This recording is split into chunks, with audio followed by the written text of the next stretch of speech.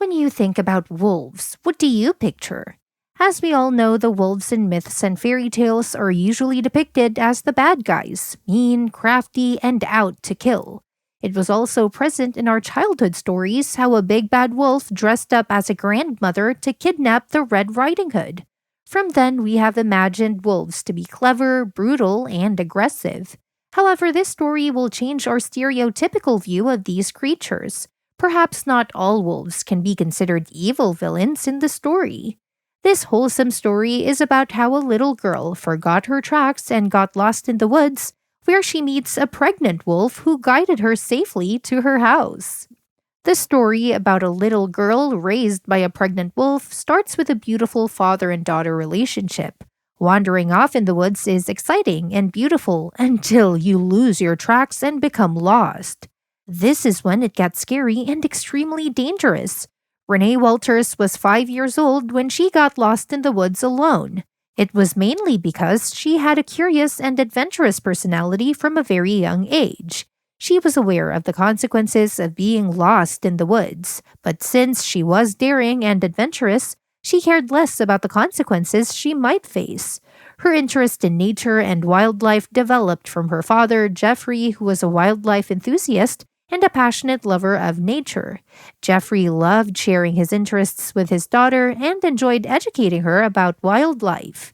Renee and Jeffrey used to spend a lot of time together studying all this. She adored her father and listened to every word he said as they studied animals, trees, and all the other fascinating things in nature. When she reached 4, Jeffrey began bringing his daughter on walks. Their little town was surrounded by a variety of wildlife, and little creatures were frequently spotted wandering through the woods. That's where their journey began, to which ended with shocking experiences. Their routine was to get up early in the morning, explore the woods, and identify various species together. Jeffrey was overjoyed that he had been able to share his interest with his daughter, which made their bond even more special. Despite their many adventures, Jeffrey always warned Renee that she should never enter the woods alone. He taught her about the wonders of the outside world, but also cautioned her that it could be very unsafe.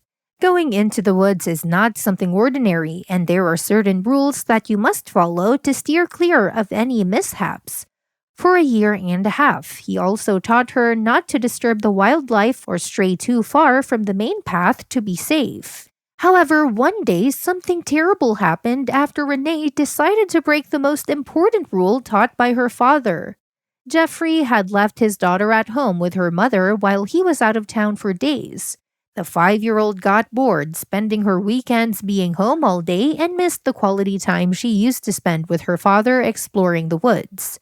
Since she also had similar interests as Jeffrey, she felt as if the woods were calling out to her when she was looking at the lovely trees sway in the breeze and the little creatures like squirrels dart in and out of the bushes from her kitchen window. She couldn't resist, and her curiosity increased. Renee wanted to be cautious and obey her father's advice, but she was too fascinated. When her mother went upstairs to shower, she quietly fled the house. She and her father had walked these woods hundreds of times together, so she was confident about the pathways in the woods. However, her confidence started to lose as she walked for 30 minutes and realized she couldn't find the usual path his father had taught her. This is when it starts to go downhill. A little girl is lost in the woods who is vulnerable and not even strong enough to protect herself from vicious species. Renee was frightened since it was getting dark and chilly outside, and if she didn't return home right away, who knows what would happen to her in these woods? Who could find the little girl in the woods at night? Renee became upset after another 15 minutes of exploring since she had twisted her ankle. She couldn't stop crying as she felt helpless and hopeless, but she knew that crying wouldn't help her get out of this situation. The young child held on to her jacket to stay warm as she sat by a tree that framed a tiny clearing. Tears streamed down her face, but since she got exhausted from all that walking, as the little girl drifted off to sleep, she did not know what was coming her way. When the 5-year-old eventually opened her eyes, she was startled by what she saw. It was the big, evil-looking wolves our parents tell us about. She became extremely scared and thought of calling for help. This was when she remembered what her father had told her about wolves. Wolves will only harm you if you come in their way. They will see you as a threat.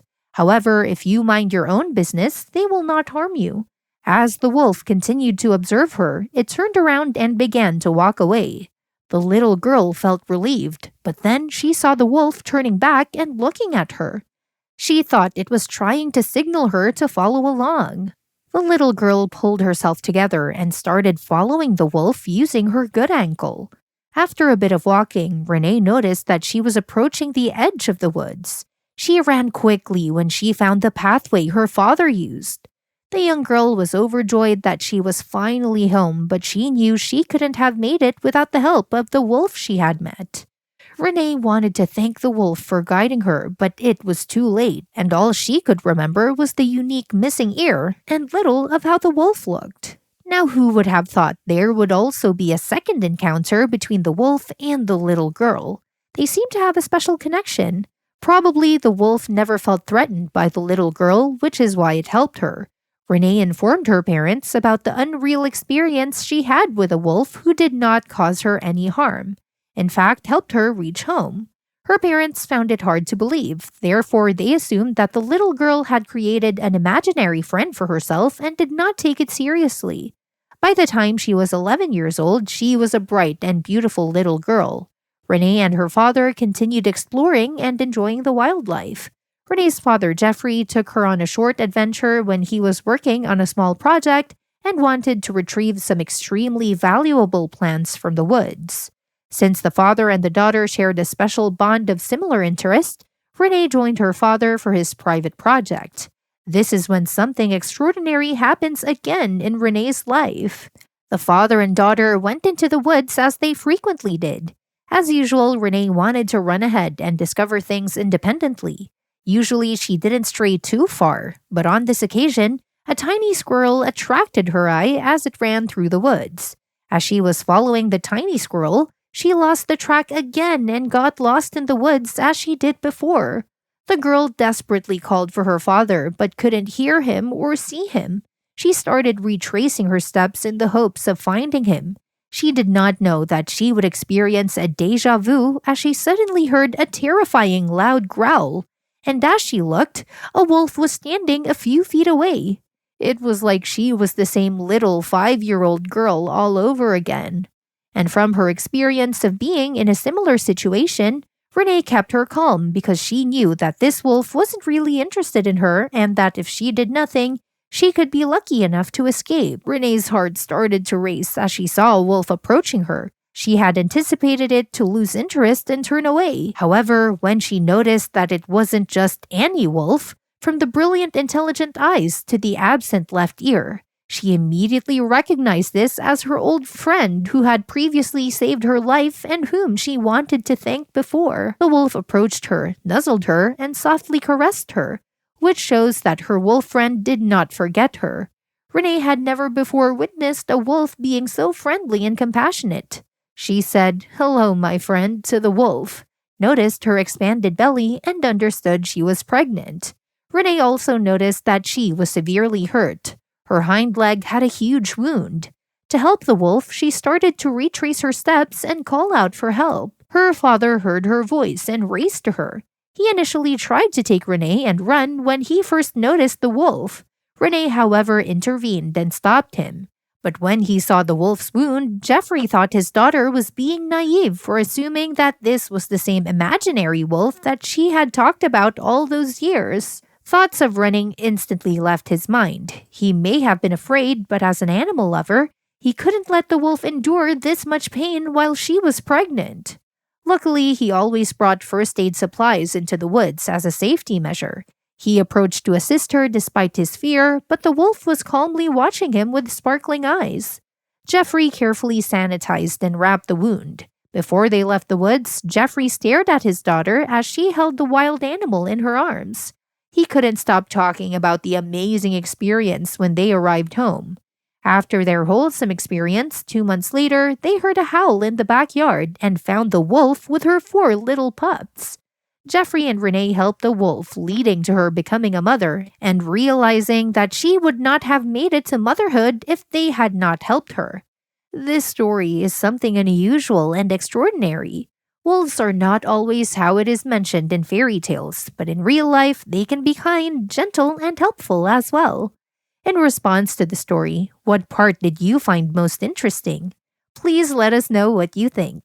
Thank you for watching and see you in our next video.